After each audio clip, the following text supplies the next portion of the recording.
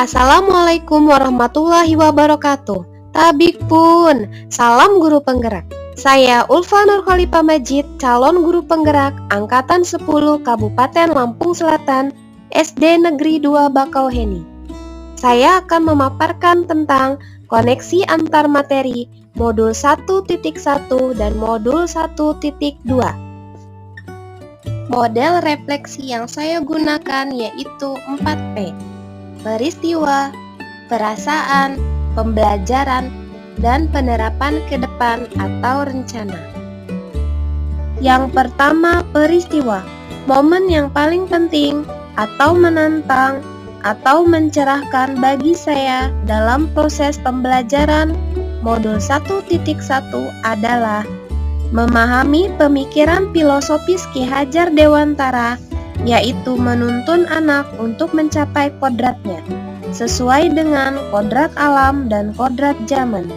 Pendidikan yang berhamba pada murid atau berpusat pada murid, yaitu dengan memberikan kemerdekaan belajar kepada anak untuk menggali segala potensi dan bakat yang ada pada dirinya, menanamkan dan menumbuhkan budi pekerti luhur murid.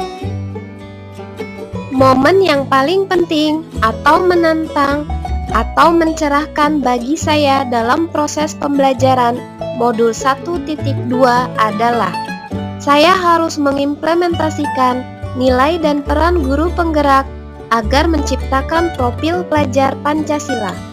Jika saya menjadi seorang guru penggerak di masa depan, saya harus melanjutkan kegiatan-kegiatan yang sudah ada dan akan saya laksanakan secara konsisten dan berkelanjutan, sesuai dengan nilai dan peran guru penggerak. Sebagai seorang guru penggerak, harus terus belajar, bekerja sama, dan berbagi ilmu yang sudah dimiliki kepada murid dan orang lain. Kaitan antara modul 1.1 dan modul 1.2. Filosofis pemikiran Ki Hajar Dewantara tentang pendidikan dan pengajaran, yaitu pendidikan hakikatnya adalah menuntun atau memberi tuntunan terhadap segala kekuatan kodrat yang dimiliki anak, agar ia mencapai keselamatan dan kebahagiaan yang setinggi-tingginya, baik sebagai manusia maupun anggota masyarakat. Seorang guru bukan hanya mentransfer ilmu saja, guru juga sebagai fasilitator yang menuntun dan mendampingi anak dalam belajar, serta memusatkan pendidikan sepenuhnya kepada anak, atau berpusat pada murid, yang sesuai dengan nilai dan peran guru penggerak. Perasaan. Saat momen itu terjadi, saya merasa seperti bagaikan seorang penulis novel.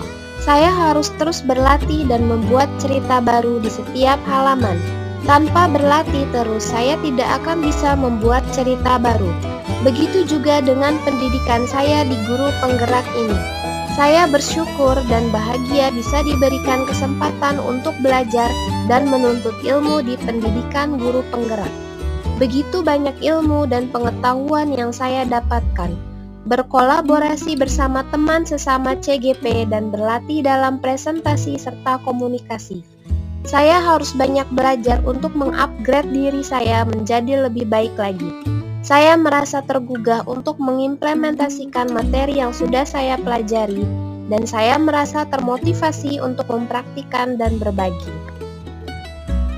Pembelajaran.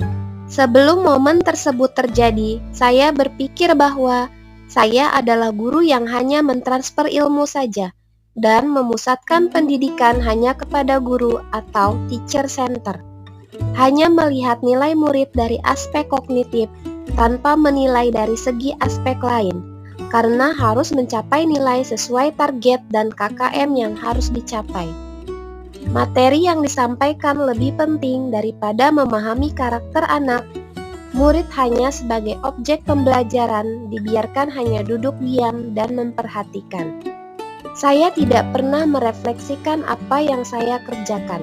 Saya tidak pernah berkolaborasi dengan rekan sejawat.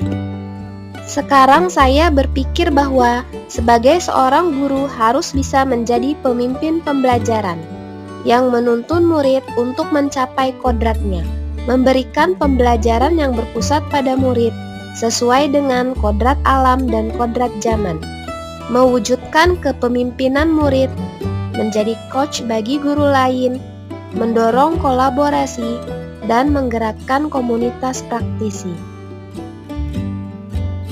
Penerapan ke depan atau rencana. Yang pertama, berpihak pada murid. Memfokuskan pendidikan sepenuhnya hanya kepada murid dengan menerapkan filosofis pendidikan Ki Hajar Dewantara, yaitu menuntun murid untuk mencapai kodratnya. Yang kedua, reflektif. Berpikir terbuka dan selalu melihat kekurangan dalam diri yang harus diperbaiki. Yang ketiga, mandiri. Berinisiatif dan memotivasi diri untuk terus belajar dan belajar, atau belajar sepanjang hayat. Keempat, kolaboratif. Bekerja sama dengan komunitas praktisi. 5. Inovatif. Berinovasi untuk menciptakan hal-hal baru dan berani berkarya. Mengikuti pelatihan-pelatihan untuk meningkatkan kompetensi dan profesionalisme di bidang pendidikan. Demikian pemaparan yang sudah saya sampaikan tentang koneksi antar materi modul 1.1 dan modul 1.2.